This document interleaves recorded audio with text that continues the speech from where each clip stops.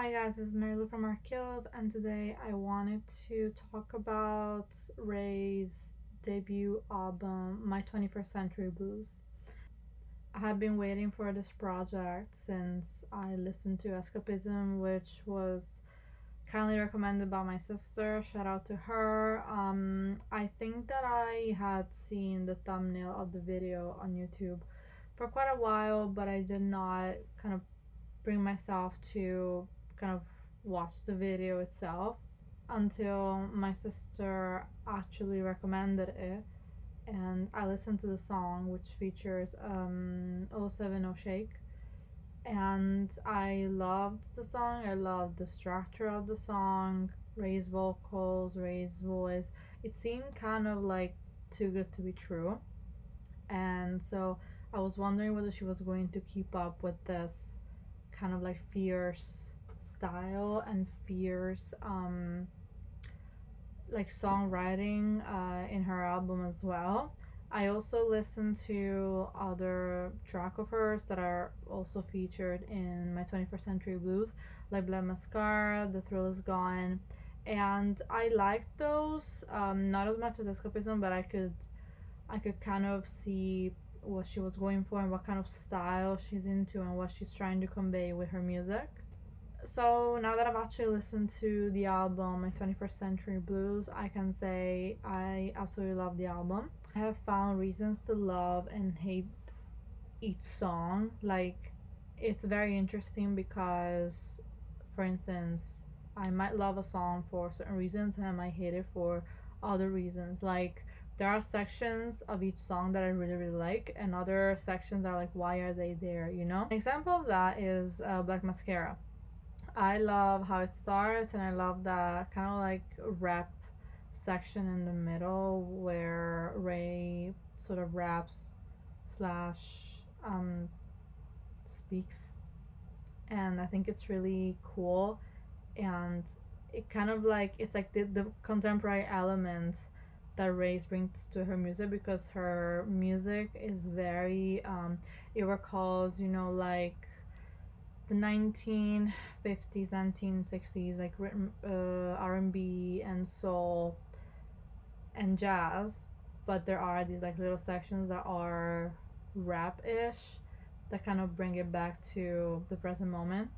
So I love that section in like Black Mascara and the initial section, but then the chorus is simply her repeating what you've done to me, and that's not, I mean, that's just like the repetition of what you've done to me, done to me, done to me, which, yeah, it's rhythmic, but I kind of didn't understand why it was there. I don't know, it feels a bit kind of monotonous. I don't like repetitive music unless it has like a killer beat. Sort of like, for those who know, MIA. I love her music, even though it's like very repetitive. All of her songs are basically saying the same, like they repeat the same words over and over. But her production and her beat, like for that alone, I will forgive her. With Black Mascara is the same. I love the middle section of the song, but I find that the chorus gets a bit repetitive. That was just an example. Besides that, Escapism, as I said, I love the entire song. And another aspect that I love about the album in general, and that kind of explains the title, My 21st Century Blues, is that she's talking about contemporary issues, like Gen Z issues. Also, she's 25, so like she's Gen Z, which is fascinating because she's doing that with the maturity of a 6 year old. Because as I said, the genre that she's going for and what she's recalling, like it's more is very like old, but old in a good way, not in a bad way. She's exploring issues like mental health, body dysmorphia, the climate crisis, online dating, and more, which are very contemporary. This is pretty much a political album too. Maybe I don't want to say political, but she does reference, for instance, white privilege, she does reference, like as I said, the chronic crisis, body dysmorphia with, TikTok, and like the body image issues that we all might have. Seeing people prettier than us all the time, that are being pushed by the TikTok algorithm. After I listened to the songs, environmental anxiety and body dysmorphia, I kind of understood the title, and I felt like, oh, this is not just like a blues album where she's talking about like her love issues. She mostly talks about love, that's for sure. She does explore, she does talk about different like breakups, her relationships with men and why they did not work out, what she gathered from her experiences, so like not having respect for men, losing respect for men, and kind of like expecting the same thing from different people. That's very relatable. That's something that I really relate to. And so a lot of the songs, as I said, are about love and like different, and love and money, and these things that are very like overused in today's culture. But there are other more political messages, such as, again, body dysmorphia and the chronic crisis. Another thing that I love about the album is how she sets the scene. So we have like an introduction, as if, there's like a presenter who introduces her.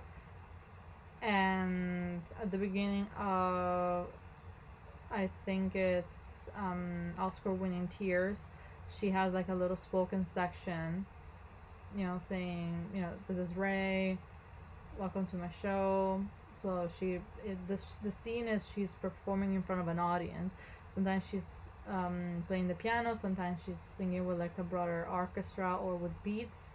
And at the end we have the outro fin, just and in French, and she shouts out all the people that were behind her album, and thanks like her listeners, her fans, the people that listen to the album. So it's very, I love it when there's like a clear frame of an album, and I can definitely see what she was going for with it. And it definitely like it gives a bit more structure. Let's talk about my favorite song. So Oscar winning Tears is more like on the classical side, but I really like it, and I love like the irony of the title, because like, who hasn't cried Oscar winning Tears, like, because like I think we've all thought, we've already looked at somebody and like, oh, those are Oscar winning tears. Like, give us the Oscar winning performance, in the sense of you're not fooling anybody. Like, your feelings are not authentic. Then there's Hard Out Here, which is it's the first track that really makes me think, oh my god, this is insane. And this song is more about like the hustle, and the hustle, and being like a woman, especially I'm not sure what her race and ethnicity is, but I'm guessing she's not white, of being a woman of color, a non-white woman, raising to fame. And there are some amazing sections. Like, I really love What You Know About Hustling as a young girl in the dungeon. And as a young girl, I can tell you that I know one thing or two about hustling, not as like a white man in his 40s or 50s, but I do know one thing or two about hustling. So that gives a lot of like girl power and female empowerment vibes. Like, I absolutely love that. Other lines from Hard Out Here, which by the way could reference, I think Lily Allen wrote a song that's called It's Hard Out Here, going for a bitch is hard, it's hard how here. So I don't know if like she's referencing that. Another reference I think she's making is to Red Hot Chili Peppers' Give It Away for the the in the chorus, um like give it away, give it away now, give it away, like that. And she repeats like different things but with the same kind of like pace. As I was saying, another line that I love from this song is like the section where she goes. So I had to pull up the lyrics of the song because I really couldn't remember. Okay, so these are the lines. What you know about violence? I'm a smoke now, babe. I think it's time to cut the violence. Can't see you. I'm looking at the inside of my eyelids. I never stop fighting. All in God's timing. So that's pretty cool. I definitely got chills after hearing that. Another, probably, this is my number two favorite song. Probably my number one is Five Star Hotels featuring Mahalia. It's just, I love the vibe. I love the way she sings. I love Mahalia's section. I love the like rich entrepreneur woman vibes. Ray kind of, she gives, her imagery has a lot to do with drugs and alcohol and maybe also diamonds, jewels, luxury. But I don't know, it's not definitely like Cardi B, like she looks like she's opulent but classic. Cardi B is just like opulent just for the sake of it, if you know what I'm saying. Mary Jane is a very like subtle song that's more based on like electric guitar and it's like doesn't have, it's still really rich in vocals. It doesn't have this crazy instrumentation that other songs have, but it's a subtle and very catchy song.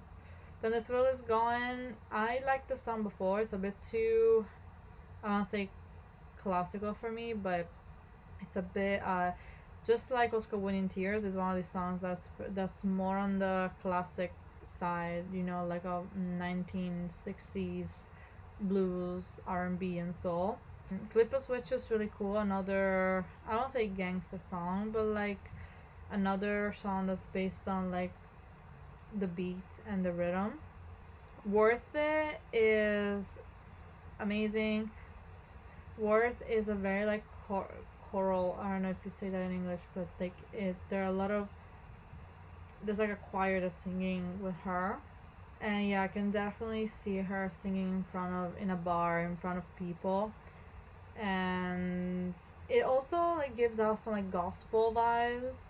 I can see her singing in a church or singing like this song in a church or something like that. Like it's and this gospel quality, like we find it again in Bust It Down, where literally there's a choir that seems like a gospel choir.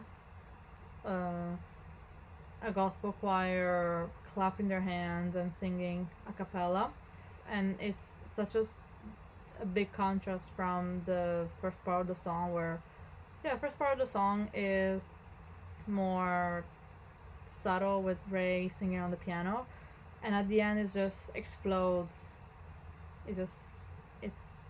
It's great. And this is technically the last song of the album. There is an outro, Fun, that's where Ray talks, but this is technically the final song, and it definitely conveys her intention of busting it down and keep going what she's doing. I love, there's like a tiny detail, but I love how each track is basically, like words with like a period at the end. It's like a detail, but I don't know, it gives out sort of a like an aesthetic to it, kind of like Lil Yachty's Let's Start Here, which by the way I will be reviewing soon, so stick around for that one. This album was honestly so good that I decided to buy tickets for Kali Uchis's performance in Toronto in May, and I didn't pay too much luckily, but Ray is opening for Kali Uchis, which I think is great. And I'm not saying I'm mostly going for Ray because I love Kali Uchis. I haven't listened to all of her songs, but I love her. But I haven't listened to Kali Uchis's Red Moon in Venus, which is supposed to drop in March 3rd. March is my birthday month, by the way. So I didn't listen to that one. I did listen to, Ray's album though, and that definitely gave me that boosted my decision to go. So I don't know if like if sales went up after Ray's album came out, but I wouldn't be surprised if they did. So I will give this album a 4/4 0.5 out of 5. Great albums, definitely gonna be among my favorites of the year. I hope to give the same score to Caliucci's, to be honest, before I see them both in May. But yeah, so this was my review. I really enjoyed this album and I really think you should give it a try. Let me know what you guys think in the comments below and what I should review next. Thank you, and I'll see you at the next one.